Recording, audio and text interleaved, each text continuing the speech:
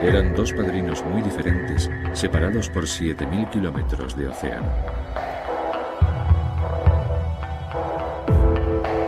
John Gotti era conocido como el Don de Teflón. Era un mafioso de Nueva York al que le encantaba la fama y el desafío a las autoridades. Totò Riina era un campesino de la Sicilia rural que actuaba desde la sombra. Entre finales de los años 80 y principios de los 90, ambos fueron perseguidos de maneras muy diferentes.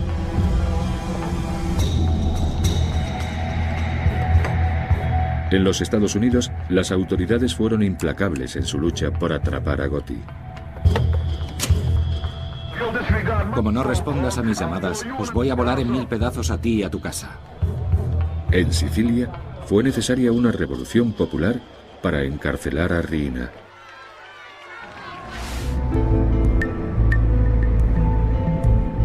Desde sus comienzos, John Gotti fue un matón muy violento y temerario.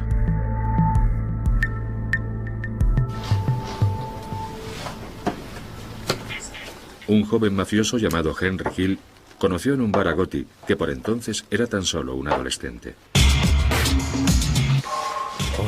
Entró de repente, sin decir una palabra a nadie. Fue hacia una de las mesas y empezó a golpear a un tipo con un bate de béisbol o algo parecido. Le golpeó tan violentamente que casi le mata. Puede que le matara, porque después lo metieron en el maletero de un coche y se fueron. Quizás le mató. Gotti había roto una regla no escrita de la mafia. La violencia solo se podía utilizar cuando no había testigos alrededor.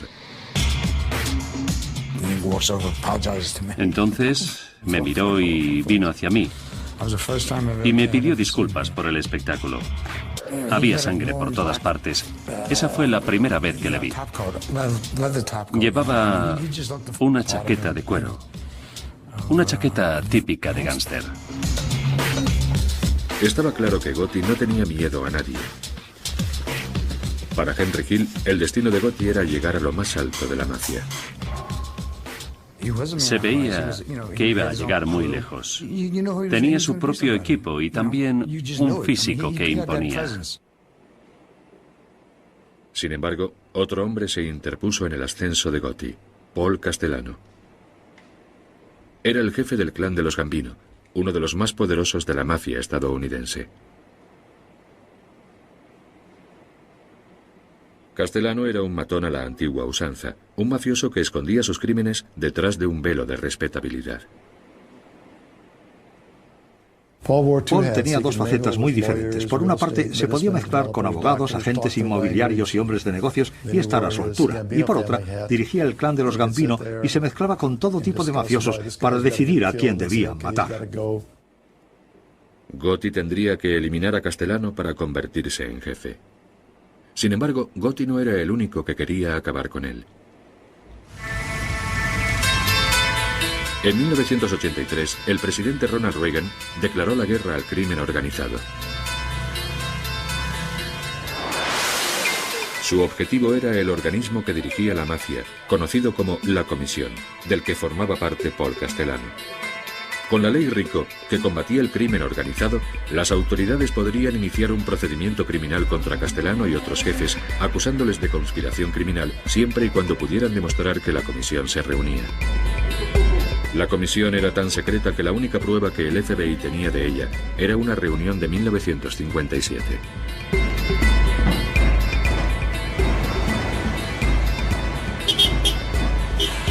En mayo de 1984, Joe O'Brien, un agente del FBI de la Oficina Central de Nueva York, recibió una llamada de un topo de la mafia. Me dijo que se iba a celebrar una reunión de la comisión en unas horas. Para serte sincero, no le creí, porque me parecía muy extraño que se arriesgaran de esa manera. Esa reunión podía ser muy comprometedora para la mafia. Si el FBI conseguía una fotografía de esta reunión, podría destruir a la comisión.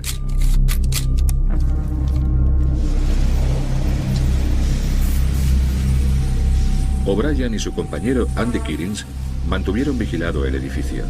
una casa pequeña de la avenida Cameron, en Staten Island, propiedad de un familiar de un destacado don de la mafia. Los agentes se escondieron en la parte de atrás de una furgoneta camuflada a unos cuantos metros de la casa. La furgoneta estaba aparcada justo ahí donde está ese coche blanco, enfrente del número 54. Teníamos un ángulo muy bueno porque no había ningún coche delante y podíamos ver perfectamente todo lo que ocurría en el número 34 de Cameron. Estuvimos esperando 3 horas aproximadamente y a eso de las 4:30 comenzaron a salir todos los mafiosos uno por uno. Allí estaban los jefes de las familias más importantes, los Gambino, los Lucchese, los Colombo y los Genovese.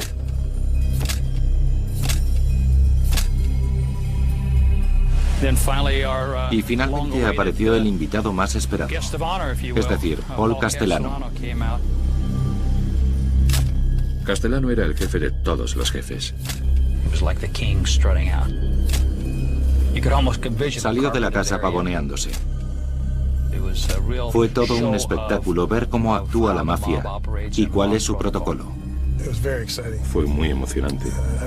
No sé cómo Andy consiguió mantener inmóvil la cámara. Utilizó mi hombro como trípode y yo intenté respirar lo menos posible. Castellano salió con mucha tranquilidad. Dio un par de caladas al puro. Se metió en su coche y se fue. Las fotografías fueron explosivas. El FBI sabía que esas pruebas visuales serían muy valiosas frente a un jurado.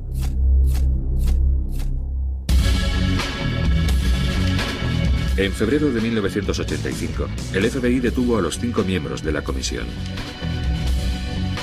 Los agentes O'Brien y Kirins detuvieron a Castellano y lo llevaron a la oficina central del FBI en Manhattan. Las autoridades federales y los oficiales de policía de la ciudad de Nueva York han anunciado que van a formular cargos contra los jefes de la mafia. De camino a la oficina central del FBI, Castellano oyó por la radio del coche de policía las noticias de las detenciones. Acusados de conspiración para el crimen y extorsión se pueden enfrentar a condenas de hasta 20 años. Era el principio del fin del reinado de Castellano. Las autoridades actuaron anoche. Acusan a Paul Castellano, jefe supremo del clan de los Gambino, de pertenencia al crimen organizado y extorsión. La base de estas acusaciones ha sido un micrófono oculto. Miró a Joe y le preguntó: ¿es eso cierto? ¿Habéis escuchado mis conversaciones privadas? Los fiscales sostienen que las grabaciones son de muy buena calidad. Se escuchaba todo perfectamente. Los agentes creían que a Castellano le avergonzaba que hubieran grabado sus conversaciones delictivas. Pero en realidad Castellano se sentía violento porque habían descubierto la aventura que tenía con su asistenta colombiana. El asunto le puso en una situación embarazosa. Parecía un niño pequeño cuando confesó que se arrepentía de lo que había hecho. No se avergonzaba de los asesinatos de los que era responsable, sino de haber tenido una relación con su asistenta delante de las narices de su mujer. Se trataba de una revelación que un don de la mafia no se podía permitir. Había incumplido una de las reglas más sagradas de la mafia. No importaba asesinar y mutilar, pero no se podía deshonrar públicamente a la esposa de uno. Señor Castellano, ¿qué opina sobre la acusación? Señor Castellano. Castellano esperó pacientemente el juicio, donde las fotos serían las pruebas clave. Se había producido un vacío de poder en el clan de los Gambino. Estaba a punto de estallar una guerra.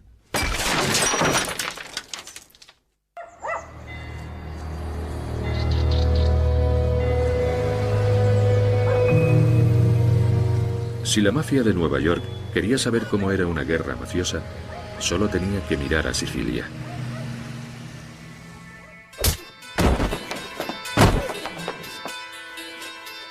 Allí, el jefe era Totò Riina, un esquivo y psicópata asesino de la localidad de Corleone.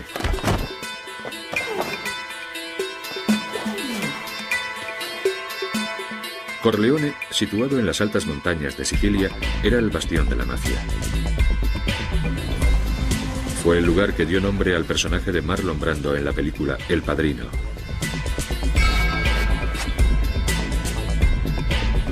Riina era conocido como la Bestia por su crueldad. Corleone tenía la mala fama de ser el lugar donde nacían y se criaban los mafiosos más peligrosos. Así lo recuerda un concejal de la localidad. En una ocasión, un mafioso me dijo mirándome a los ojos: para ser un hombre de verdad hay que pasar unos cuantos años en la cárcel. Esa era la filosofía de la mafia de Corleone. Para ellos ir a la cárcel era como su bautismo. Un mafioso que no haya estado en la cárcel no es un mafioso de verdad.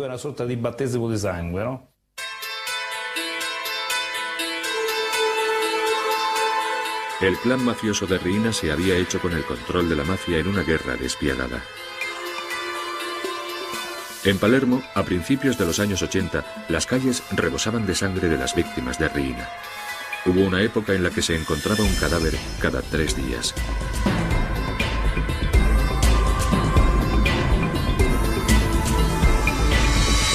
El alcalde de Palermo era Leoluca Orlando, que fue elegido para que pusiera fin a tales crímenes. Incluso 20 años después, tiene que llevar guardaespaldas las 24 horas del día. Palermo era una ciudad sumida en el silencio y en la oscuridad.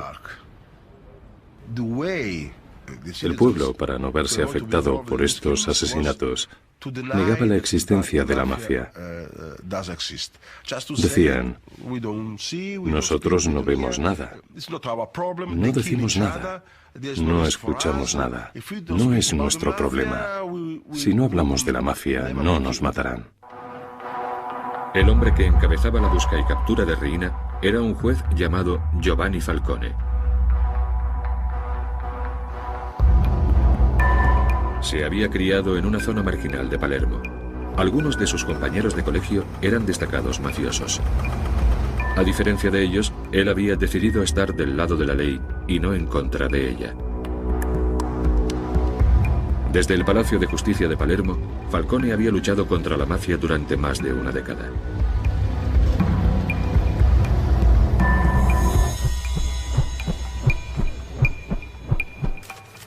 En 1987, disfrutó de un gran momento.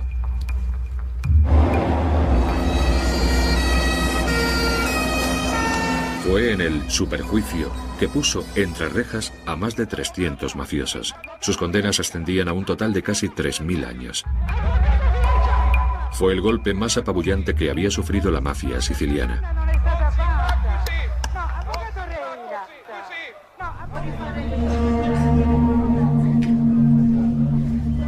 Sin embargo, el jefe de la mafia, Totò Riina, consiguió escapar y continuó dirigiendo su imperio criminal desde un paradero desconocido.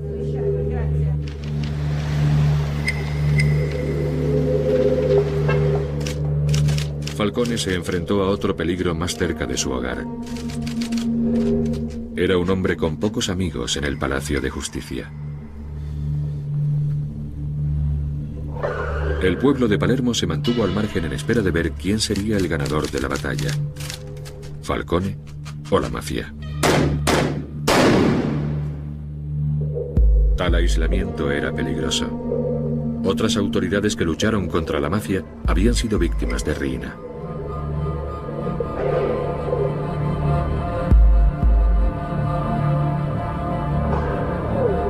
Toda precaución era insuficiente.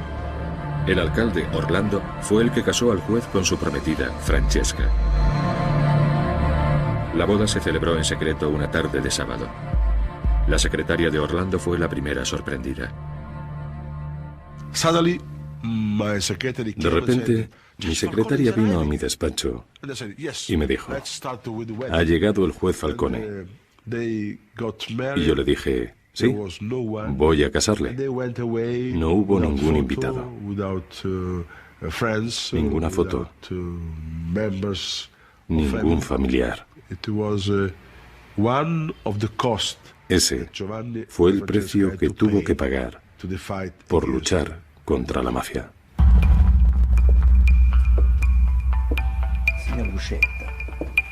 Algunos años antes, un desertor de la mafia, Tommaso Buscetta, advirtió a Falcone que Riina no pararía hasta asesinarle.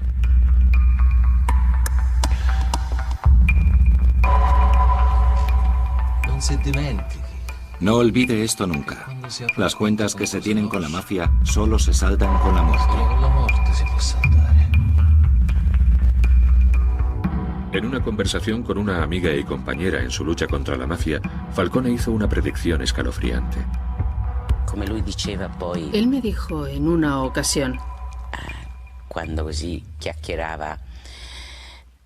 por supuesto sin público, mi vida está sellada. Me van a matar. Es mi destino. Lo único que no sé es cuándo. Con Riina en libertad, a Falcone se le agotaba el tiempo. En Nueva York, el padrino estadounidense Paul Castellano también se estaba quedando sin tiempo. Castellano esperó pacientemente su juicio acusado de conspiración para el crimen. Rara vez salió de su casa, de su lujosa mansión de Staten Island.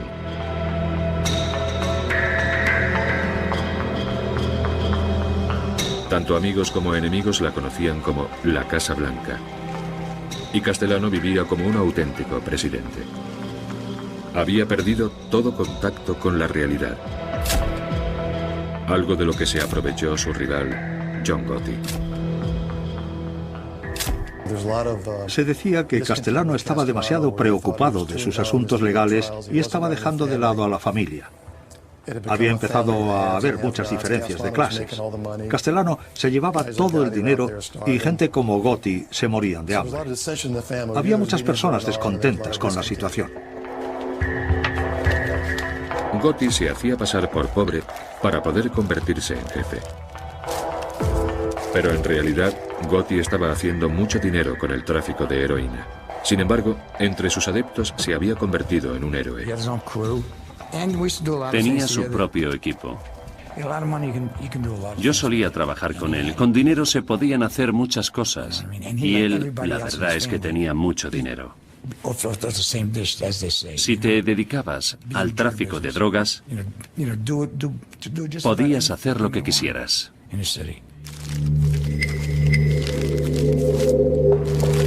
Las autoridades estaban muy cerca de echar el guante al equipo de Gotti por el tráfico de drogas. Eso enfureció a Castellano. Por eso planeó desintegrar el equipo de Gotti. Gotti sabía que debía actuar. Se iba a producir un enfrentamiento.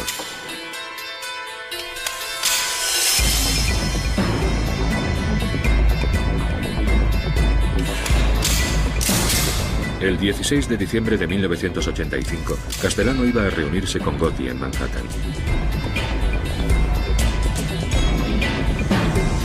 Iban a encontrarse en Sparks, el restaurante favorito de Castellano en Manhattan.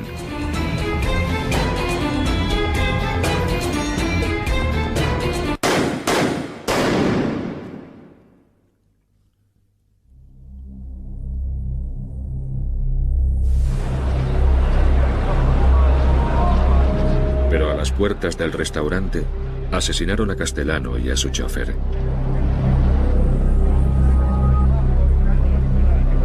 Este temerario asesinato sobrecogió a los neoyorquinos y convirtió al nuevo jefe del clan de los Gambino en una celebridad de la noche a la mañana. En ese momento estaban juzgando a Gotti por conspiración para el crimen. Antes del asesinato, solo unos pocos conocían el nombre de Gotti.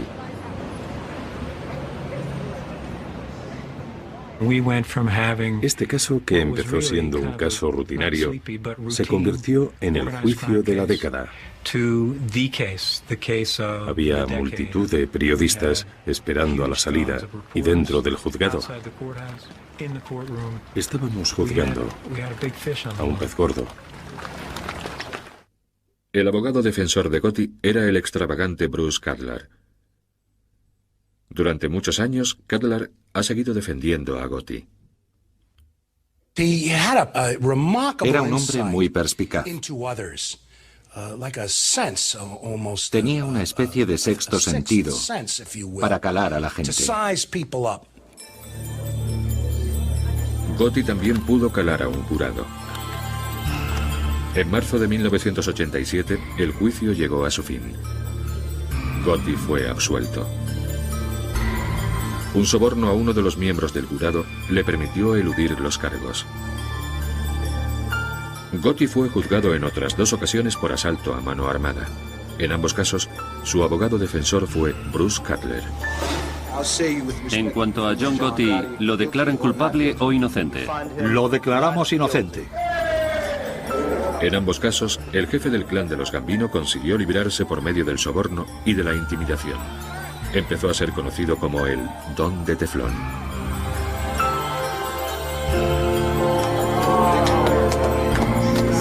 Gotti era muy diferente a otros padrinos. No escondía que fuera un don de la mafia, y le gustaba que la gente supiera que provenía de una familia humilde de Brooklyn y que había logrado convertirse en el jefe supremo. Nació en una familia muy pobre y se crió en las calles. Empezó repartiendo la revista Time a los 12 años y a los 40 se enfrentó al sistema. Según su antiguo abogado, Gotti fue un Robin Hood moderno que se enfrentó a las autoridades. Entre sus adeptos había judíos, irlandeses, trabajadores, sindicalistas, obreros, policías. Sí, algunos de nuestros adeptos eran policías, porque luchábamos contra los matones del gobierno, el FBI, Hacienda, Inmigración, la CIA. Es decir, contra todos los matones de un gobierno sin rostro que podían destrozar la vida de cualquiera. Pero la escabrosa realidad del reino de Gotti era muy diferente. El FBI explotó el gusto por la fama de Gotti. Y eso fue lo que le arruinó.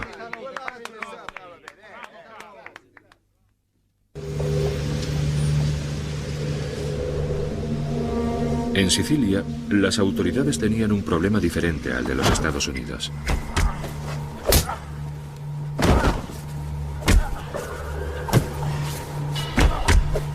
El capo estadounidense John Gotti adoraba la fama.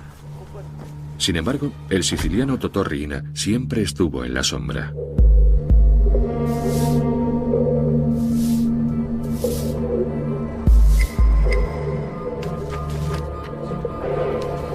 El juez Giovanni Falcone se propuso dar con él. Falcone necesitaba encontrar una manera de vincular a Totò Riina con los asesinatos llevados a cabo por su ejército de asesinos.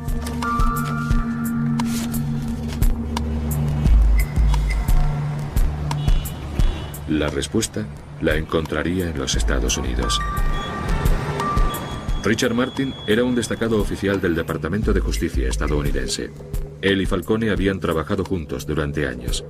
Su mayor éxito fue acabar con el contrabando de heroína entre Sicilia y los Estados Unidos en una operación conjunta conocida como Pizza Connection. A Falcone le gustaba viajar a los Estados Unidos. En Sicilia vivía como un preso. Lo único que hacía era ir de su coche blindado a su oficina.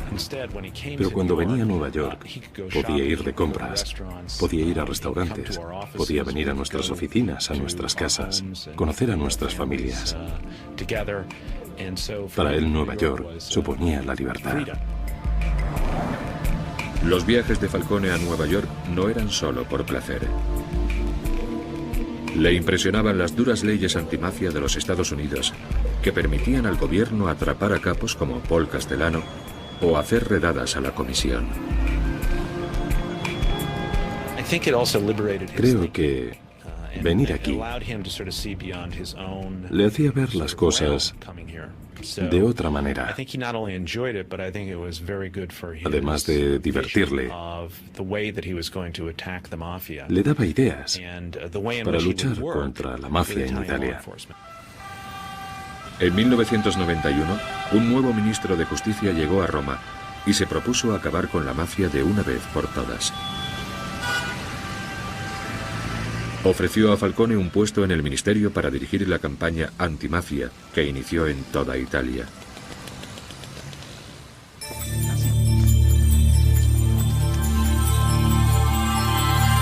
Falcone no desperdició la oportunidad de marcharse de Palermo y de poner en práctica las teorías que había aprendido en los Estados Unidos.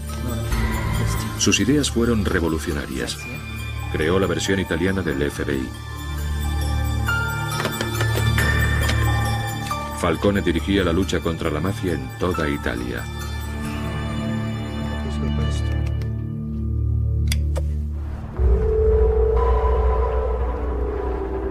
Riina, la bestia de Corleone, se sentía amenazado.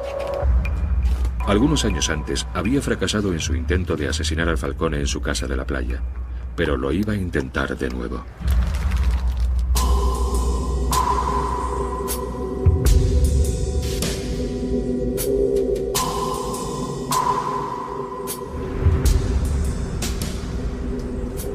El 3 de mayo de 1992, Falcone y su mujer, Francesca, fueron a Palermo a pasar el fin de semana.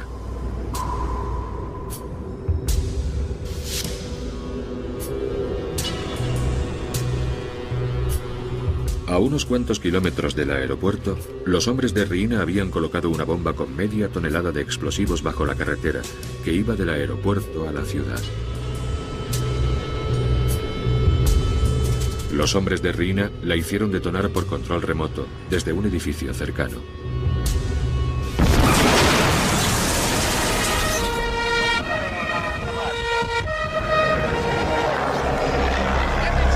Una enorme explosión destrozó la carretera.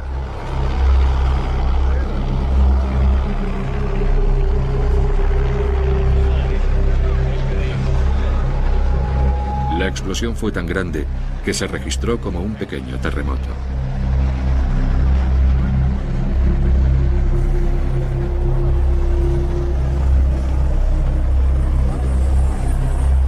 La hermana de Giovanni, María Falcone, se encontraba en su casa cuando supo de la explosión. Sono scappata appena mio marito mi ha detto di che si trattava. Cuando mi marido me contó lo que había ocurrido, llamé a la policía. Ellos me dijeron que habían llevado a Giovanni al hospital. Cuando llegué allí, el hermano de Francesca me dijo que Giovanni había muerto.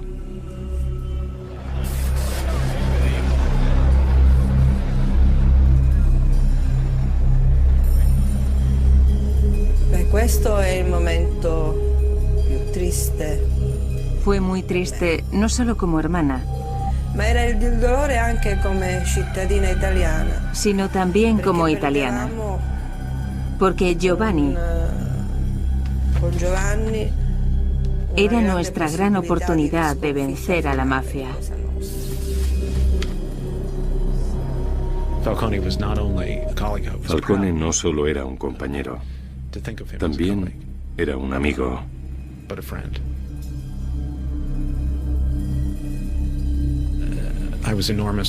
Fue muy triste perderle, porque sentí que parte de lo que habíamos conseguido se perdió con él. Según se dice, Riina celebró su muerte brindando con champán.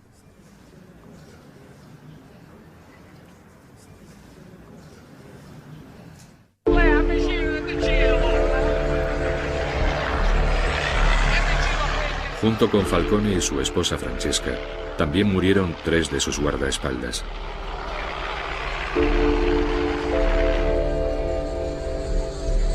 Miles de personas se congregaron en la iglesia de Santo Domingo en Palermo para su entierro y estuvieron allí pacientemente durante horas bajo la lluvia. Italia estaba sobrecogida y furiosa.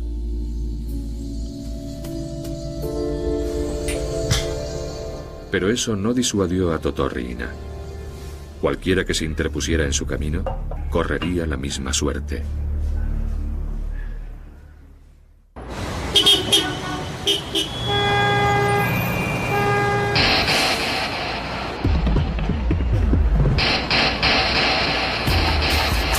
En Nueva York, la red estaba acercando al padrino estadounidense John Gotti.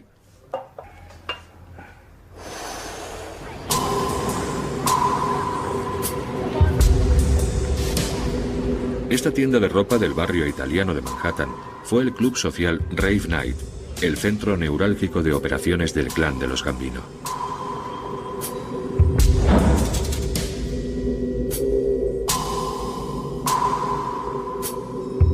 Gotti decidió que su clan se reuniera en el club Rave Night.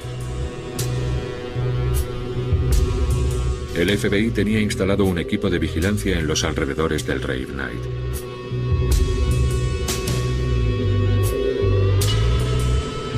Gotti se presentó allí como un auténtico padrino de la mafia. No hizo ningún intento por ocultar que se trataba de una reunión de su banda criminal. John quería reunirse allí con todo su clan para hablar de negocios, para que le hicieran la pelota y para que le dieran el dinero que tuvieran. Así que durante esa semana tuvimos a los 20 capos de la familia y de 80 a 90 soldados juntos. Estaban todos allí a plena luz del día. Para nosotros fue fantástico poder identificar a todo el clan de los Gambino en una sola semana y en un único lugar. Sin embargo, las fotografías no fueron suficientes. Para condenarlos, el FBI necesitaba oír a Gotti hablar de sus crímenes. Tenían que colocar micrófonos ocultos en el Rave Night. Pero la calidad de las grabaciones anteriores no había sido lo suficientemente buena.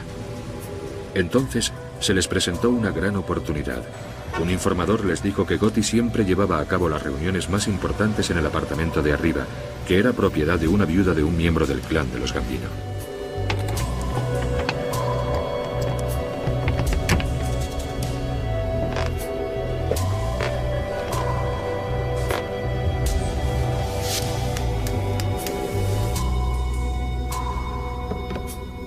Algunos días después, oímos que abrían la puerta de atrás del club, subían por las escaleras y abrían la puerta del apartamento número 10. Se sentaron y empezaron a hablar. Estaba claro que no sospechaban que hubiera micrófonos, porque, de hecho, tenían una radio encendida y la apagaron porque hacía demasiado ruido. Todos hablaron alto porque, como supimos después, John estaba sordo de un oído. Así que la calidad de las grabaciones era muy buena. Dile a esa basura que yo, John Gotti, voy a despedazar a tu madre. Le voy a cortar la cabeza, imbécil. Las grabaciones secretas revelaron la verdadera identidad del padrino de la mafia. Una muy diferente a la que Gotti se había creado. Mira, ayer llamé a tu casa 5 veces. Como no contestes a mis llamadas, os voy a volar en 1000 pedazos a ti y a tu casa. Cuando John se enfada, habla muy alto y muy claro, y se olvida de que no se debe hablar de esa manera acerca de asesinatos pasados. Gotti fue detenido. En enero de 1992 fue a juicio acusado de asesinato y conspiración para el crimen. Se trataba de su cuarto juicio en 6 años. Pero de nuevo, John Gotti dejó boquiabiertos a los neoyorquinos. Muchos famosos se dejaron caer por allí. Aquello parecía un circo. Mickey Rourke vino un día. Anthony Quinn otro. También el boxeador Ronaldo Snipes, que fulminaba con sus miradas al jurado. Le echaron en media hora, claro. Mira, ayer llamé a tu casa 5 veces. Como no contestes a mis llamadas, os voy a volar en 1000 pedazos a ti y a tu casa. Gotti tuvo una actitud muy chulesca en el juicio, pero cuando pusieron las grabaciones no sabía dónde meterse. Gotti había empedrado su camino a la cárcel. Las grabaciones tuvieron otra consecuencia inesperada. Sammy Gravano, el Toro, el brazo derecho de Gotti, también fue detenido. Dominique Montiglio fue al colegio con Gravano. Ambos se convertirían en mafiosos del clan de los Gambino. Sammy fue siempre un chico duro. Fuimos compañeros desde la guardería. Mató a su cuñado Louis, que había sido amigo suyo desde la infancia. Louis Milito. Habían crecido juntos. Habían robado juntos y aún así tuvo el valor de asesinar a Louis. No te podías fiar de él. Gotti había decepcionado a Gravano. Para este, un padrino de verdad no debía buscar la publicidad. Debía actuar en la sombra como lo había hecho Paul Castellano. Pero Gotti no respetaba a nadie, ni siquiera a su brazo derecho, algo que explotó el FBI. En las sesiones preliminares del juicio, el agente Bruce Moe puso las cintas a Gotti y a Gravano. En ellas, Gotti era extremadamente crítico con su brazo derecho. Sammy ha hecho involucrarse a mi hermano Pete en el asunto de las ventanas. Él nunca ha hecho un duro. Va a ir a la cárcel. Gravano y Gotti estaban sentados el uno al lado del otro, escuchando la grabación. Sammy se puso rojo. Estaba a punto de estallar. Y John Gotti, por primera vez, se mostró avergonzado. Se puso blanco, no sabía dónde meterse. Le avergonzaba haber hablado así de su consigliere, de su brazo derecho. Gravano cavó la tumba de Gotti. Un día Bruce me llamó y me dijo, ¿estás sentado? Y yo respondí, sí, estoy sentado.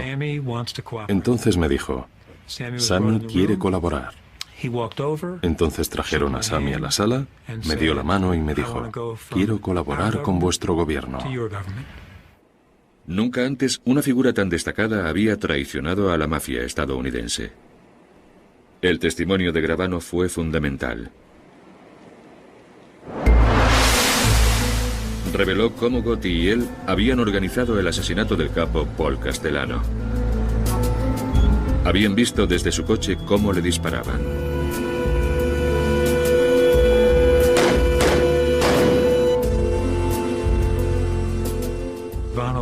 Gravano fue un testigo excepcional. John Gotti sabía que le iban a condenar y estaba muy preocupado. Tenía muy mal genio con todo el mundo y yo disfruté viéndolo. En abril de 1945, Gotti fue declarado culpable de 13 cargos. El juez envió al padrino a una de las cárceles más severas de Estados Unidos, la de Marion, Illinois. La condena fue considerable. Cadena perpetua sin posibilidad de libertad condicional.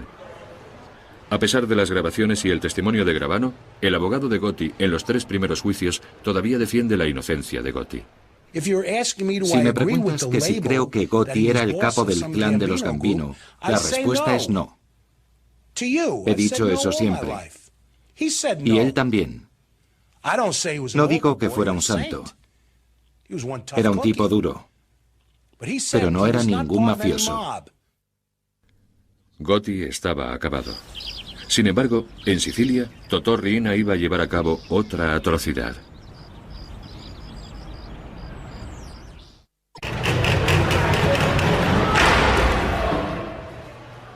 En los Estados Unidos, el jefe de la mafia, John Gotti, se enfrentaba a una cadena perpetua. Pero en Sicilia, el gobierno italiano parecía no poder hacer nada. El padrino de la mafia, Totò Riina, asesinaba a su antojo. El juez Falcone había sido asesinado. Palermo esperaba con angustia el próximo movimiento de Riina. La responsabilidad de Falcone había recaído en otro juez, Paolo Borsellino. Borsellino y Falcone habían crecido juntos y habían dedicado sus vidas a luchar contra el crimen organizado.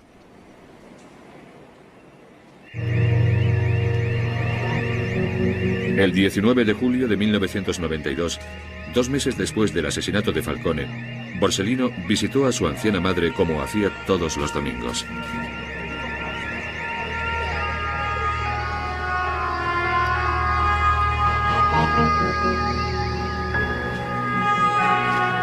Un coche bomba explotó acabando con la vida de Borsellino y 5 de sus guardaespaldas.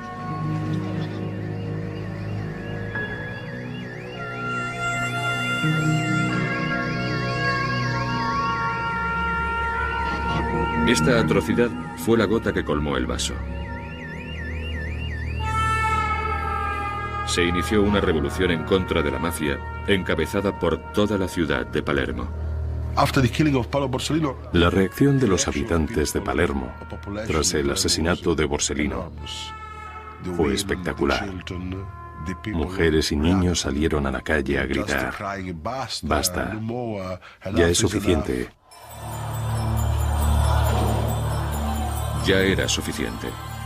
Miles de personas salieron a las calles de Palermo, algo que no había sucedido nunca en la historia de la ciudad. La gente sabía que el siguiente objetivo de la mafia sería el alcalde Leoluca Orlando, ya que había sido elegido para acabar con el crimen organizado de Palermo.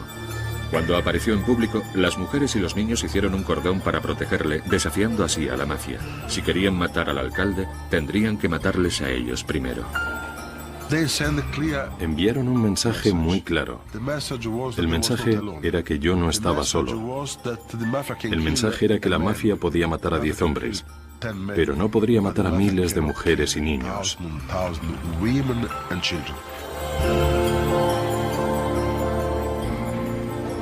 Fue el principio del fin. El poder del pueblo había derrotado a la mafia. El gobierno envió a Sicilia miles de soldados para acabar con la mafia.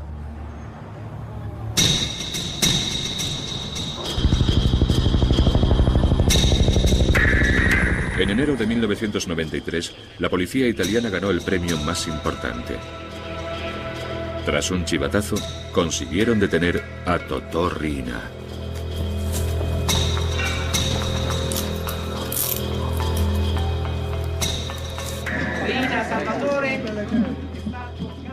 Salvatore Riina ha sido capturado en Palermo por los carabinieri. Totò Riina es nuestro. Sorprendentemente, Riina había estado viviendo en el centro de Palermo y había pasado desapercibido durante 20 años.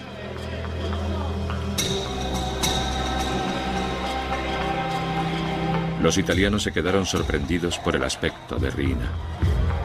Este campesino de aspecto inofensivo había sido responsable del brutal asesinato de Falcone y Borsellino y de otros muchos.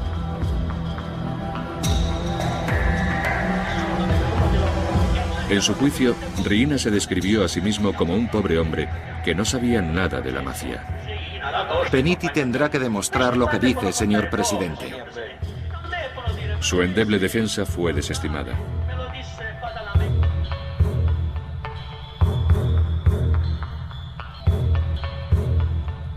Riina fue condenado a cadena perpetua en una prisión fuera de Sicilia.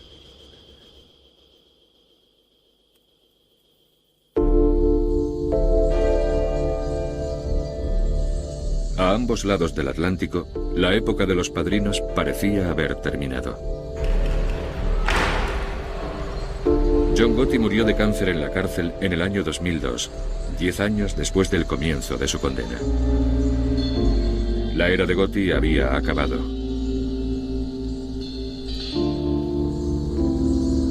Haciendo alarde de su posición de jefe supremo, había facilitado el trabajo de las autoridades.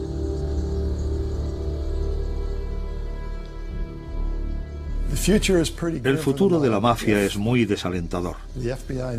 El FBI y otras agencias federales siguen vigilando a estos hombres. El peor error que podríamos cometer sería decir que la guerra contra la mafia ha terminado.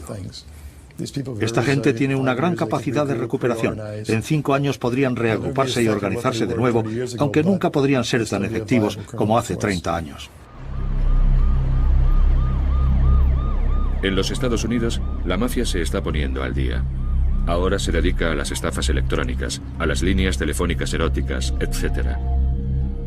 Pero no tienen el poder que tenían antes. El FBI no ha permitido que los rusos, los chinos u otros criminales controlen sus barrios como hicieron los italianos en su momento.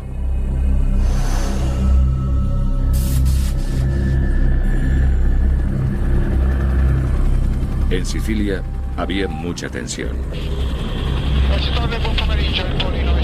Aunque Riina estaba encarcelado, la mafia seguía actuando. Era invisible, pero mortal.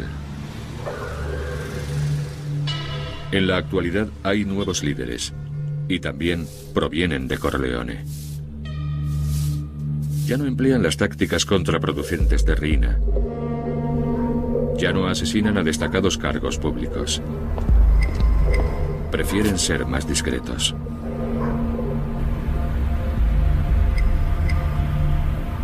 Forse vivemmo tutti quanti una vera grande illusione. Fuimos muy ilusos, o quizá nos engañamos a nosotros mismos, creyendo que podríamos acabar con la mafia moviendo piezas, como si de un ajedrez se tratara. En los Estados Unidos, la mafia se ha batido en retirada. Pero en Sicilia, se está adaptando a los nuevos tiempos para que su poder siga siendo tan inquebrantable como siempre.